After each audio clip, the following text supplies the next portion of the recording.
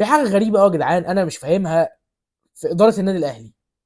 يعني انت اتعرض عليك اكتر من اربع خمس مهاجمين لغايه دلوقتي، كلهم سنهم صغير، يعني كلهم 26 سنه 27 سنه 25 سنه، واسعارهم بتتراوح بين 2 مليون دولار، مليون ونص دولار، 2.5 مليون دولار، ده اغلى حاجه.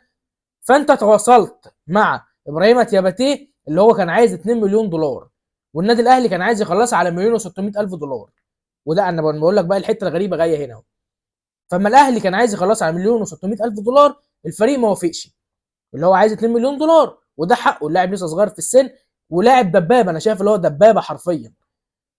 الغريب بقى اللي الاهلي ما وافقش على العرض اللي الشركه او النادي مقدمه ب 2 مليون دولار، فساب الصفقه ديت وراح يشوف فيستون مايلي، وفيستون مايلي طلب من النادي الاهلي 5 مليون دولار. 5 مليون دولار ده ايه؟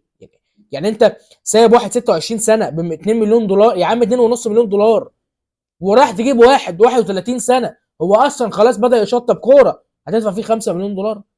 هل ده يعني هل ده منطقي؟ انا عايز اعرف هل ده منطقي ولا مش منطقي. انا شايف اللي هو مش منطقي، بس انا رايكم في الكومنتات تقولوا لي هل الاهلي او اداره النادي الاهلي اللي بتعمله ده صح، ولا دي كده هتودينا في داهيه. فمستني رايكم في الكومنتات، وسلام.